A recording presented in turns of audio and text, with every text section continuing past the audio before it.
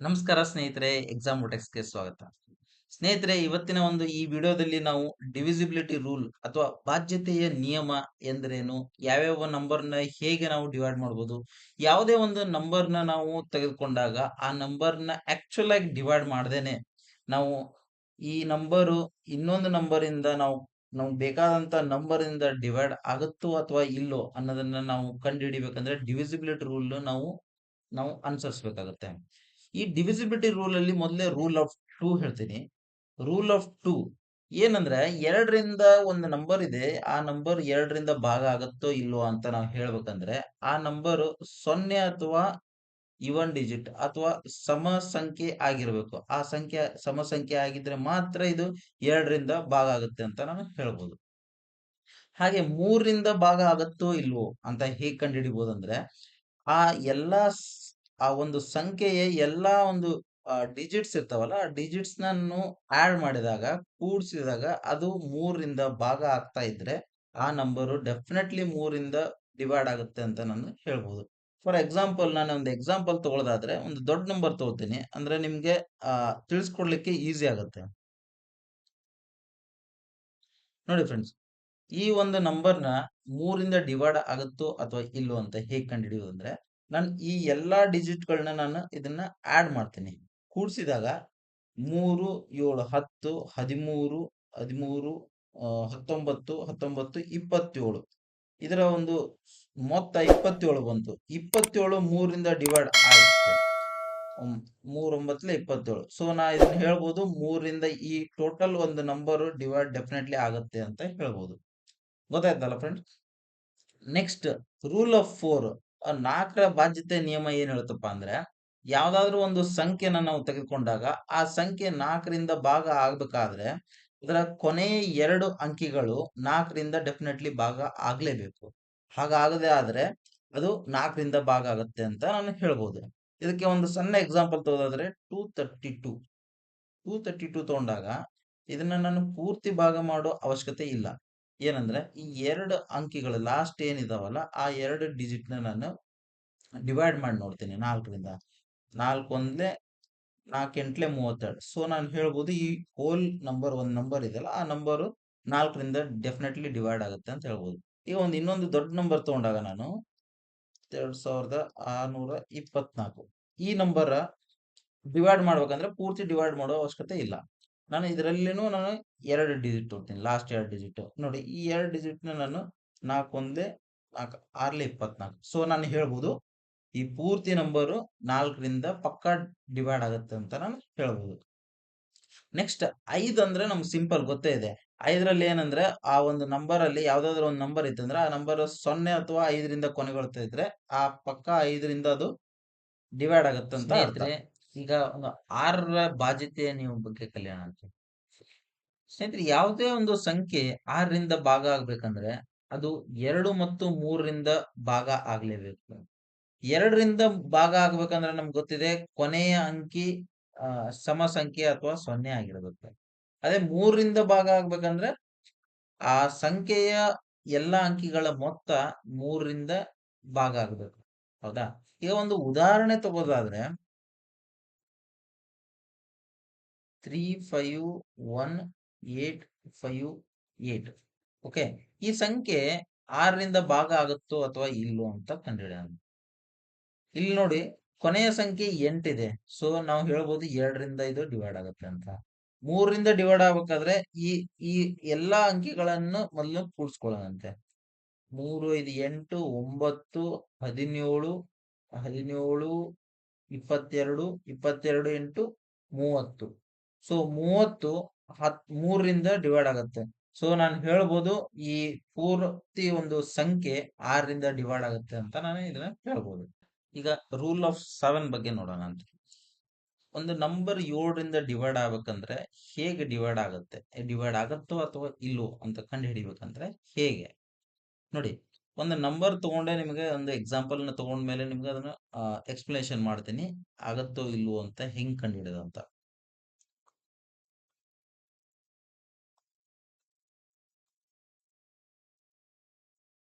Rule ಬಹಳ simple ಐತಿ friends. ಏನ್ ಗೊತ್ತಾ, ಇದು ಈ ನಂಬರ್ 7ರಿಂದ ಡಿವೈಡ್ ಆಗತ್ತೋ ಇಲ್ಲೋ ಅಂತ ನಾನು ಕಂಡುಹಿಡಿಬೇಕಂದ್ರೆ ಇದನ್ನ ಏನ್ ಯೂನಿಟ್ ಡಿಜಿಟ್ ಇದೆ ಅಲ್ಲ 2, ಅದನ್ನ 5ರಿಂದ ನಾನು ಮೊದಲು ಮಲ್ಟಿಪ್ಲೈ ಮಾಡ್ಬೇಕು. ಓಕೆ, ಮಲ್ಟಿಪ್ಲೈ ಮಾಡಿ ಏನ್ ಬರುತ್ತೆ, 2 5 10. ಹೌದಾ, 10 ಬಂತ, 8 6 4 1 9. ಓಕೆ, ಆ ಮಲ್ಟಿಪ್ಲೈ ಮಾಡಿದಾಗ 10 ಬಂತಲ್ಲ, ಅದನ್ನ ಉಳಿದಿದ್ದು ಏನ್ ಡಿಜಿಟ್ಸ್ ಇದಾವಲ್ಲ ಈ ನಂಬರ್ಗೆ ಕೂಡಿಸ್ಬೇಕು. ಕೂಡಿಸಿದಾಗ ಕರೆಕ್ಟಾ. ಈಗ ನನಗೆ ಇದನ್ನ ನೋಡಿದಾಗೂ ಡೈರೆಕ್ಟ್ ಆಗಿ ಹೇಳಕ್ ಆಗಲ್ಲ ಈ ನಂಬರ್ ಡಿವೈಡ್ ಆಗುತ್ತೋ ಅಥವಾ ಇಲ್ಲೋ ಅಂತ. ಸೊ ನಾನು ಏನ್ ಮಾಡ್ತೀನಿ, ಮತ್ತೆ ಸೇಮ್ ಪ್ರೊಸೆಸ್ ನಾನು ರಿಪೀಟ್ ಮಾಡ್ತೀನಿ. ಏನಪ್ಪಾ ಅಂದ್ರೆ ಇದನ್ನ 5ರಿಂದ ಮಲ್ಟಿಪ್ಲೈ ಮಾಡ್ತೀನಿ. ಮತ್ತೆ 9 5 45. ಏನ್ ಮಾಡ್ತೀನಿ, ನೆಕ್ಸ್ಟ್ ಉಳಿದ ಏನ್ ನಂಬರ್ ಇದೆಯಲ್ಲ ಅದಕ್ಕೆ ನಾನು ಆ 45ನ್ನ ಕೂಡಿಸ್ತೀನಿ. ಕೂಡಿಸಿದಾಗ 2 5 7 8 6 8. ಓಕೆ, ಈಗ 8687 7ರಿಂದ ಡಿವೈಡ್ ಆಗುತ್ತೆ ಇಲ್ಲ ಅಂತ ನನಗೆ ಗೊತ್ತಿಲ್ಲ. ಸೊ ನಾನು ಮತ್ತೇನ್ ಮಾಡ್ತೀನಿ, ಸೇಮ್ ಪ್ರೊಸೆಸ್ ರಿಪೀಟ್ ಮಾಡ್ತೀನಿ. ಓಕೆ, ಏನಿದೆ ಇಲ್ಲಿ 8 6 8, 7 5 35, 8 10 13, 6 3 9 10 9. ಓಕೆ, ಇವನ್ 903 ನನಗೆ ಗೊತ್ತಿಲ್ಲ ಆಗತ್ತೋ ಇಲ್ಲೋ ಅಂತ. ಸೊ 903 ಇಂಟು 5 ಮತ್ತೊಮ್ಮೆ ಮಾಡೋಣಂತೆ. 9 5 3 15, 5 10 105. ಇದು ಗೊತ್ತಿಲ್ಲ ಅಂತ ತಿಳ್ಕೊಳ್ಳಿ. ನಾನು ಲಾಸ್ಟ್ ಏನ್ ಮಾಡ್ತೀನಿ, ನಾನು ಇದಕ್ಕೆ ನಾನು ಮತ್ತೆ 5 ಮಾಡ್ತೀನಿ. 5 5 25. ಸೊ ನೋಡಿ 35 7ರಿಂದ ಡೆಫಿನೆಟ್ಲಿ ಡಿವೈಡ್ ಆಗತ್ತಾ, 7 5 35. ಸೊ ಈ ತರ ನಮ್ದು ಯಾವ್ದೋ ಒಂದು ದೊಡ್ಡ ನಂಬರ್ ಇತ್ತು, ಅದು ಡಿವಿಸಿಬಲ್ ಆಗತ್ತೋ ಇಲ್ಲೋ ಅಂತ ನಾನು ಪೂರ್ತಿ ಡಿವೈಡ್ ಮಾಡ್ಕೊಂಡು ಕೂಡೋ ಅವಶ್ಯಕತೆ ಇಲ್ಲ. ಡೈರೆಕ್ಟ್ಲಿ ನಮ್ಗೆ ಈ ತರ ಇಂದ ನಮ್ಗೆ ಅರ್ಥ ಆಗತ್ತೆ ಡಿವೈಡ್ ಆಗತ್ತೋ ಇಲ್ಲೋ ಅಂತ. ಫ್ರೆಂಡ್, 8ರ ಬಾಧ್ಯತೆ ನಿಯಮ ಏನ್ ಹೇಳ್ತಪ್ಪ ಅಂದ್ರೆ, ನಾವು 4ರಲ್ಲಿ ಹೀಗ್ ನೋಡಿದ್ವಿ, ಕೊನೆ 2 ಡಿಜಿಟ್ ನಮ್ದು ಡಿವೈಡ್ ಆದ್ರೆ 4ರಿಂದ ಡಿವೈಡ್ ಆಗತ್ತೆ ಅಂತ ಹೇಳ್ಬೋದು. ಅದೇ ಈ 8ರಲ್ಲಿ ಕೊನೆಯ 3 ಡಿಜಿಟ್ 8ರಿಂದ ಡಿವೈಡ್ ಆದ್ರೆ 8ರಿಂದ ಈ ನಂಬರ್ ಪೂರ್ತಿ ಡಿವೈಡ್ ಆಗತ್ತೆ ಅಂತ ಅರ್ಥ. ಸೊ ನಾನು ಈ ನಂಬರ್ ನೋಡೋದಾದ್ರೆ, ಈ ನಂಬರ್ ಅಲ್ಲಿ ಕೊನೆಯ 3 ಡಿಜಿಟ್ಸ್ ಏನಿದಾವು 4 8 8. ಸೊ ಇದನ್ನ 8ರಿಂದ ಡಿವೈಡ್ ಮಾಡಿದಾಗ 8 6 48, 8 1 8. ಸೊ ನನ್ ಈ 3 ಡಿಜಿಟ್ 8ರಿಂದ ಡಿವೈಡ್ ಆಗತ್ತಂದ್ರೆ ಈ ಪೂರ್ತಿ ನಂಬರ್ ಪಕ್ಕ 8ರಿಂದ ಡಿವೈಡ್ ಆಗತ್ತಂತ ಅರ್ಥ. ಓಕೆ, ನೆಕ್ಸ್ಟ್ 9ರ ಬಾಧ್ಯತೆ ನಿಯಮ ಏನ್ ಹೇಳುತ್ತೆ, 3ರದ್ದು ಏನ್ ಹೇಳ್ತೀರಿ, ಎಲ್ಲಾ ಡಿಜಿಟ್ಸ್ ನಾವು ಆಡ್ ಮಾಡಿ 3ರಿಂದ ಡಿವೈಡ್ ಮಾಡ್ತಿದ್ವಿ. ಸೊ 9ರಲ್ಲೂ ಹಾಗೆ ಸೇಮ್ ಎಲ್ಲಾ ಡಿಜಿಟ್ಸ್ ನಾನು ಆಡ್ ಮಾಡ್ತೀನಿ, 9ರಿಂದ ಡಿವೈಡ್ ಮಾಡ್ತೀನಿ. ಅದೇನಾದ್ರೂ 9ರಿಂದ ಡಿವೈಡ್ ಆಗ್ತಿತ್ತಪ್ಪ ಅಂದ್ರೆ ಬಾಧ್ಯತೆ ನಿಯಮ ಏನಿರ್ತದೆ ನಮ್ದು, 9ರಿಂದ ಆ ಸಂಖ್ಯೆ ಡಿವೈಡ್ ಆಗುತ್ತೆ ಅಂತ ಅರ್ಥ. ಯಾವ್ದಾದ್ರು ಒಂದು ನಂಬರ್ ನಾನು ಎಕ್ಸಾಂಪಲ್ ತಗೊಳ್ತಾದ್ರೆ ನೋಡಿ, ಈ ನಂಬರ್ನ ನಾನು ಮೊದಲು ಎಲ್ಲಾ ಡಿಜಿಟ್ ನ ಆಡ್ ಮಾಡ್ತೀನಿ. 1 2 3 4 5, 5 4 9. ಸೊ 9ರಿಂದ ಈ ನಂಬರ್ ಪಕ್ಕ ಡಿವೈಡ್ ಆಗುತ್ತೆ ಅಂತ ಅರ್ಥ. ಓಕೆ, 11ರ ಬಾಧ್ಯತೆ ನಿಯಮದಲ್ಲಿ ಏನಪ್ಪಾ ರೂಲ್ ಅಂದ್ರೆ, ಯಾವುದೇ ಒಂದು ದೊಡ್ಡ ಸಂಖ್ಯೆ ಇದ್ದಾಗ ಆ ಸಂಖ್ಯೆಯಲ್ಲಿ ಆ ಸಮಸ್ಥಾನದಲ್ಲಿ ಮತ್ತು ಬೆಸ ಸ್ಥಾನದಲ್ಲಿ ಅಂಕಿಗಳಿರ್ತವೆ. ಆ ಅಂಕಿಗಳನ್ನು ನಾವು ಆಡ್ ಮಾಡಿ ಅದರದ್ದು ಡಿಫರೆನ್ಸ್ ತೆಗೆದಾಗ, ಅದರ ಕಳೆದಾಗ ಅದರ ಮೊತ್ತ 0 ಅಥವಾ 11 ಬಂದಿರಬೇಕು. 11 ಬಂದಾಗ ಅದು 11ರಿಂದ ಆ ಪೂರ್ತಿ ನಂಬರ್ 11ರಿಂದ ಡಿವೈಡ್ ಆಗುತ್ತೆ ಅಂತ ಅರ್ಥ. ಈಗ ನಾನು ಒಂದು ಎಕ್ಸಾಂಪಲ್ ತಗೊಳ್ಳೋದಾದ್ರೆ 1358 016. ಓಕೆ, ಇದೊಂದು 7 ಡಿಜಿಟ್ ನ ಒಂದು ಸಂಖ್ಯೆ. ಹೌದಾ, ಇದನ್ನ 11ರಿಂದ ಡಿವೈಡ್ ಆಗತ್ತ ಇಲ್ಲ ನೋಡಿದ ಕೂಡಲೇನ ಗುರ್ತ್ ಹೆಂಗ್ ಮಾಡ್ಕೋದಪ್ಪ ಅಂದ್ರೆ, ನೋಡ್ರಿ ಇದು ಆರ್ಡ್ ಪ್ಲೇಸ್ ನಾಗ ಐತಾ, ಇದು ಈವನ್ ಪ್ಲೇಸ್ ನಾಗ ಐತಿ. ಅಂದ್ರೆ ಇದು 1th place, 2nd place, 3rd place, 4th place, 5th place, 6th place, 7th place. ಹೌದಾ, ಈಗ ನೋಡ್ರಿ ಎಲ್ಲಾ ಇವನ್ ಡಿಜಿಟ್ ಸಮ್ ಮಾಡವು ಫಸ್ಟ್. ಓಕೆ, ಎಲ್ಲಾ ಇವನ್ ಡಿಜಿಟ್ ಸಮ್ ಮಾಡ್ತೀನಿ ನಾನು. 3 8 3 11, 11 12. ಹೌದಾ, ಇದು 12 ಆಯ್ತು ಸಮ್ ಮಾಡಿದಾಗ. ನೆಕ್ಸ್ಟ್ ಎಲ್ಲಾ ಆಡ್ ಡಿಜಿಟ್ ಸಮ್ ಮಾಡ್ಬೇಕು. 1 1 5 6 6 0 6 ಆರು ಆರು ಆರು 12. ಸೊ ಇದ್ರದ್ದು ಡಿಫರೆನ್ಸ್ ನೋಡಿದಾಗ ಝೀರೋ ಬಂತು. ಝೀರೋ ಬಂತಪ್ಪ ಅಂದ್ರೆ ಇದು 11ರಿಂದ ಈ ಸಂಖ್ಯೆ ಡಿವೈಡ್ ಆಗುತ್ತೆ ಅಂತ ಅರ್ಥ. ಓಕೆ, ಮುಂದೆ ಇನ್ನೊಂದು ಸಂಖ್ಯೆ ತೋತೀನಿ ನಿಮ್ಗೆ ನಾನು. 8 6 8 4 0 1 6. ಓಕೆ, ಈ ಸಂಖ್ಯೆಯನ್ನ ನಾವು ಈಗ ಈ ಫಾರ್ಮೆಟ್ ಅಲ್ಲಿ ಬರ್ಕೋಣಂತ. ಏನ್ ಬರುತ್ತೆ ನೋಡೋಣ.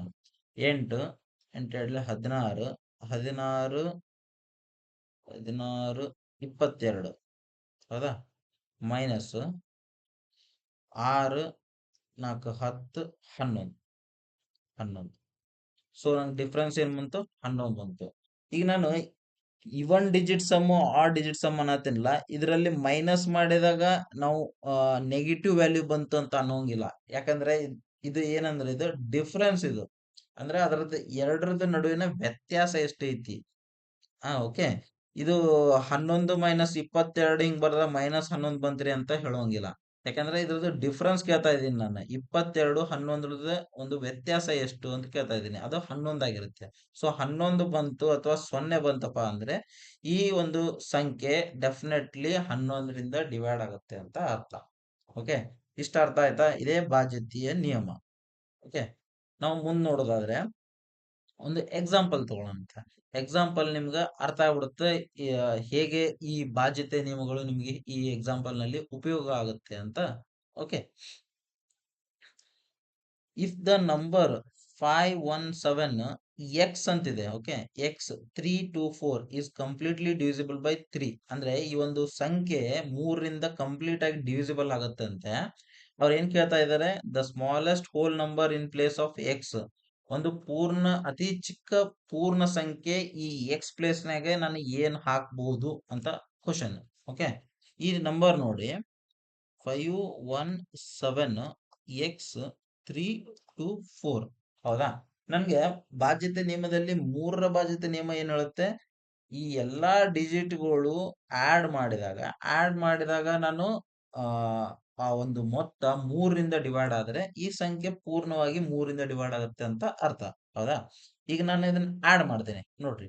5 1 6 6 7 13 13 3 16 16 18 18 22 22 ಪ್ಲಸ್ ಎಕ್ಸ್ ಬಂತ. ಹೌದಾ, ಇದು ಡಿವೈಡ್ ಬೈ 3.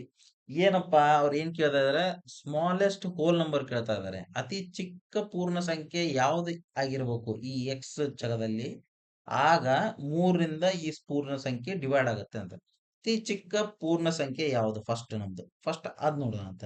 ಎಕ್ಸ್ ನಮ್ದು 0. ಹೌದಾ, ಇದು ನಮ್ದು ಹೋಲ್ ನಂಬರ್ ಆಗತ್ತಾ 0? ಹೌದು. ಹೌದಾ, ಈಗ ನಾನು 0 ಹಾಕಿದಾಗ ನಂದು ಆ ಸಂಖ್ಯೆ ಏನಾಗುತ್ತೆ? 22 ಆಗುತ್ತೆ. 22 3ರಿಂದ ಡಿವೈಡ್ ಆಗತ್ತೇನ್ರಿ? ಇಲ್ಲ. ಸೊ ಇದು ಬಿಡಿ. ನೆಕ್ಸ್ಟ್ ಎಕ್ಸ್ ಈಕ್ವಲ್ ಟು 1 ಹಾಕ್ರಿ.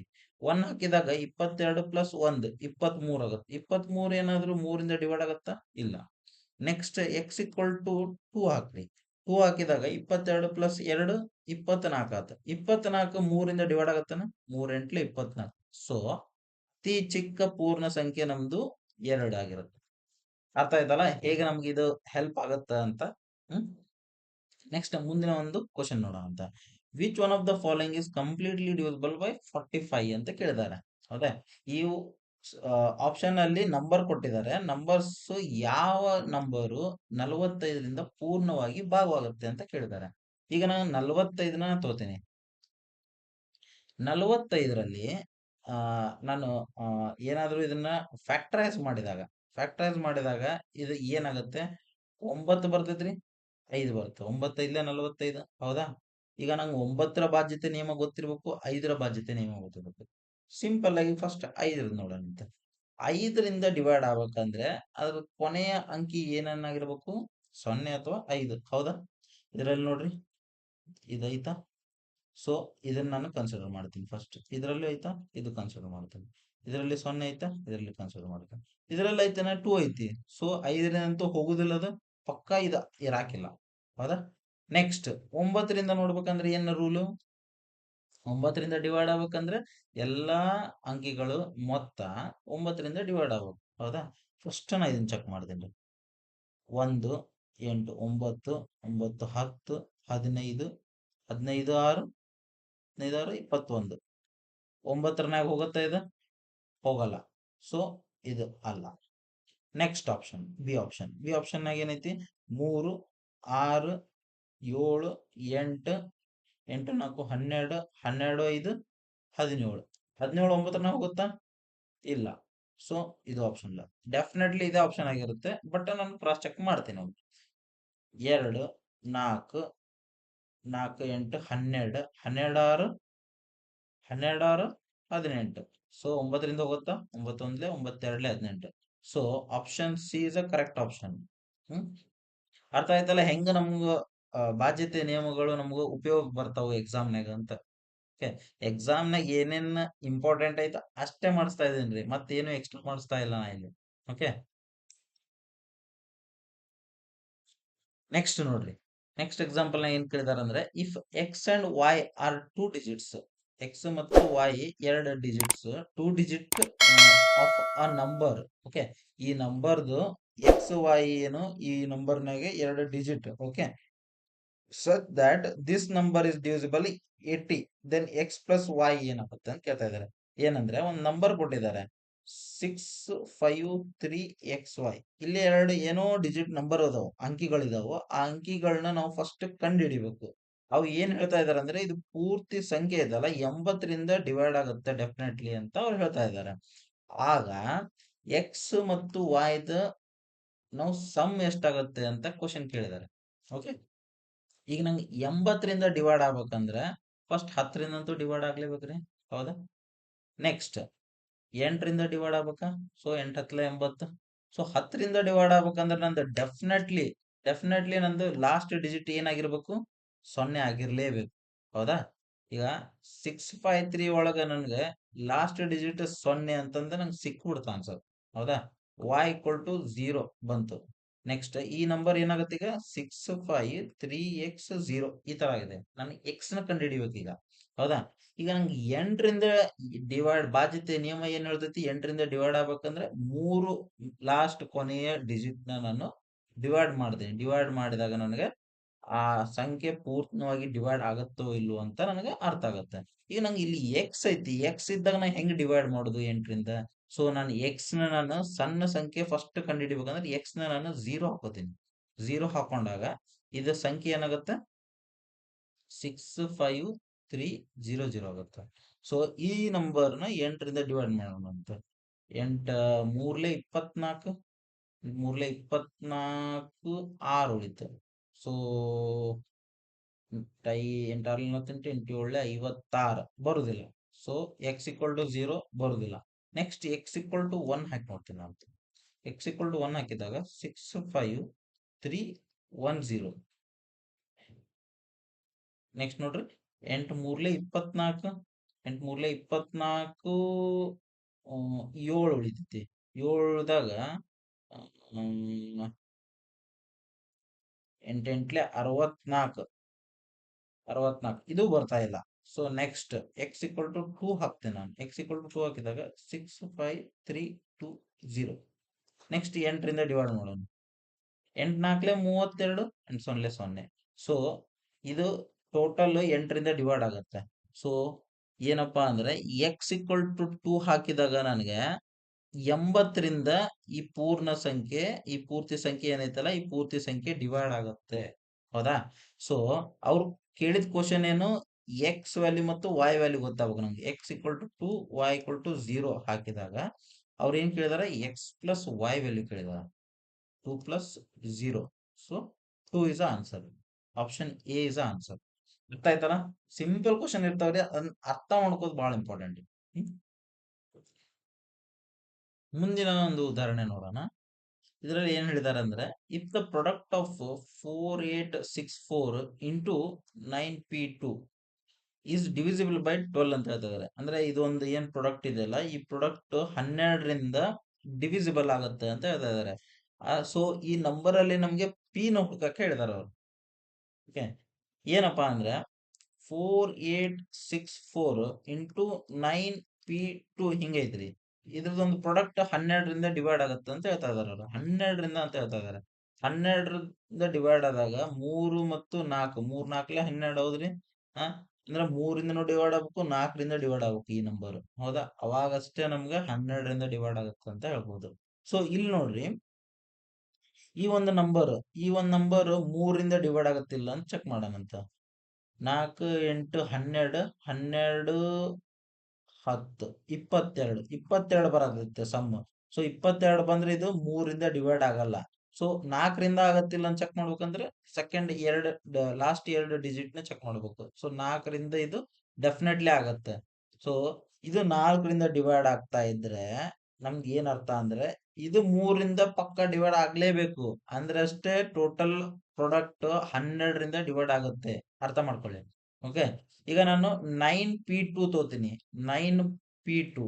ಓಕೆ, ಇದು 3ರಿಂದ ಡಿವೈಡ್ ಆಗ್ಬೇಕಂದ್ರೆ ಏನ್ ರೂಲು? ಇದರ ಸಮ್ 3ರಿಂದ ಡಿವೈಡ್ ಆಗ್ಬೇಕು. ಹೌದಾ? ನನಗೆ 9, 2, 11. ಹೌದಾ? 11 ಪ್ಲಸ್ ಪಿ ಇದು 3ರಿಂದ ಡಿವೈಡ್ ಆಗ್ಬೇಕು. ಸೊ ಪಿ ನ ಸ್ಮಾಲೆಸ್ಟ್ ವ್ಯಾಲ್ಯೂ ಕೇಳಿದ್ದಾರೆ. ಫಸ್ಟ್ ನಾನು 0 ತಗೊಂಡ್ಬಿಡ್ತೀನಿ. 0 ತಗೊಂಡಾಗ 11 ಆಗತ್ತಾ? 11 ಡಿವೈಡ್ ಆಗತ್ತಾ? ಇಲ್ಲ. ಸೊ ಬಿಟ್ಬಿಡ್ರಿ. ನೆಕ್ಸ್ಟ್ ಪಿ ಈಕ್ವಲ್ ಟು 1 ತಗೋರಿ. So 11 plus 1 12. 12 3ರಿಂದ ಡಿವೈಡ್ ಆಗತ್ತಾ? ಹಾ, ರೈಟ್, ಆಗತ್ತಲ್ಲ. ಸೊ ನಂದು ಪಿ ವ್ಯಾಲ್ಯೂ ಏನು? P is equal to 1 is the smallest value we can keep in this place. 4864 into 912. ಇದೇನ್ ಪ್ರಾಡಕ್ಟ್ ಐತಲ್ಲ, ಈ ಪ್ರಾಡಕ್ಟ್ 12ರಿಂದ ಡಿವೈಡ್ ಆಗುತ್ತೆ ಅಂತ ನಾನು ಹೇಳ್ಬೋದು. So B is a correct answer.